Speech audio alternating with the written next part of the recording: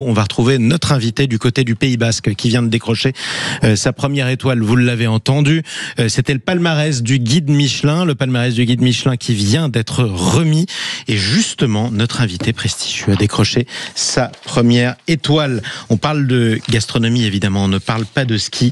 Et on est très heureux d'accueillir John Argo. Bonjour à vous. Bonjour, comment allez-vous ? Ça va et vous ? C'est moi qui vous le demande, mon cher John. Écoutez, non, c'est au top. C'est une nouvelle exceptionnelle qu'on a eue lundi dernier. C'est toujours des moments assez magiques pour un cuisinier. Ça, j'imagine quand même. Vous êtes donc, je vous ai même pas présenté. J'ai juste dit que vous étiez un chef étoilé. On entend au sourire de votre voix que vous l'avez décroché il y a pas longtemps et que vous êtes encore sur votre petit nuage. Vous êtes le chef du restaurant L'Or Tipia. Vous me dites si je le prononce mal. Vous y êtes presque. C'est L'Oretipia. L'Oretipia. Dites-moi ce que ça veut dire. Ça veut dire petite fleur en basque. Petite fleur en basque, en plus. Vous avez eu votre première étoile en plein printemps, quand les fleurs commencent à nouveau à éclore. Vous êtes à l'auberge au Stap. Est-ce que je le dis bien ? Exactement, tout à fait. Du côté de Bidaraï, vous venez de décrocher votre première étoile au guide Michelin. Est-ce que vous vous y attendiez cette saison ?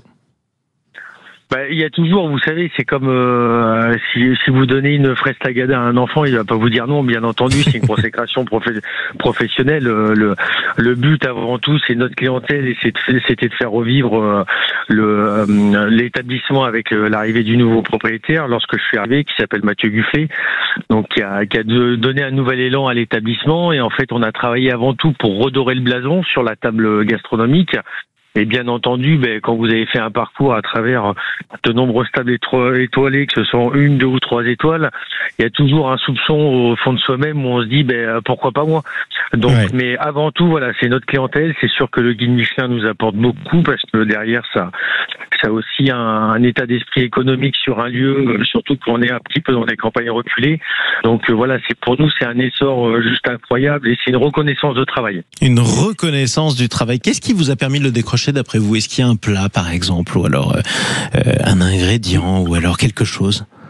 Nous, on travaille vraiment aussi sur la braise. On est une auberge. Moi, le côté barbecue, c'était avant tout aussi le partage entre copains, que ce soit, pas pour moi le dimanche, mais quand je suis en repos avec des copains restaurateurs ou autres. Et je voulais remettre ça à l'honneur dans l'arrière-pays du Pays Basque pour avoir ce côté convivialité. C'est un bon bout de poisson, de viande qui est au barbecue, c'est la braise, c'est juste incroyable. On utilise aussi les fumages.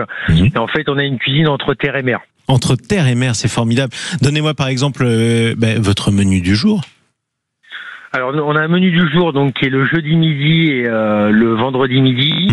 Donc en ce moment, en fait, on a tourteau et ensuite après on a soit de la morue ou soit de l'agneau. Ou soit de l'agneau. Et qu'est-ce que vous préférez, vous ? Les deux ? Non, après je pense qu'il faut être assez complexe dans sa cuisine. On a la chance d'être entouré avec énormément d'acteurs, nos producteurs qui font un travail d'exception. Le Pays Basque intérieur est extrêmement riche à ce niveau-là. Donc en fait, il faut suivre la saisonnalité, faut rencontrer les producteurs. C'est avant tout le produit qui parle. Nous, on est juste en fait un petit peu des transformateurs et on fait des associations à notre goût. Mais avant tout, si derrière on n'a pas des bons producteurs, des bons produits, malheureusement, on peut pas faire de la bonne cuisine. C'est un peu comme au rugby, vous êtes bien biarré, vous arrivez à la fin, c'est vous qui aplatissez, mais avant il y a eu un gros travail. C'est exactement, mais c'est le travail aussi d'une équipe. Le travail d'une sacrée équipe. Rappelez votre parcours aussi, parce que vous le disiez, vous êtes passé par un certain nombre de grandes maisons très étoilées justement, et ça vous a forcément inspiré. Oui, bien sûr. Après, moi j'ai fait un bac général. Après, derrière, j'ai intégré Ferrandi Paris, où j'ai fait une année préparatoire. Derrière, j'ai fait une licence de cuisine. Et en fait, à travers cette école-là, ça m'a permis de travailler chez Joël Robuchon, chez Michel Bras, chez Philippe Etchebest, chez Christophe Baquier, chez la famille Turia. Chez Barbour également dans le Pays Basque, et après j'ai fait 4 ans au Meurice chez Alain Ducasse avant de revenir dans le Pays Basque. Vous avez fait quasiment tout le panthéon récent de la cuisine française. J'ai dit quasiment, il en reste évidemment, et c'est merveilleux. Vous avez eu des contacts avec certains de ceux qui vous ont formé ou pas depuis que vous avez votre étoile? Bien sûr. Et puis vous savez, quand vous êtes invité à la cérémonie, en fait, vous avez tout le gratin français. Donc forcément aussi, c'est retrouver les copains, c'est retrouver ses anciens chefs et la consécration.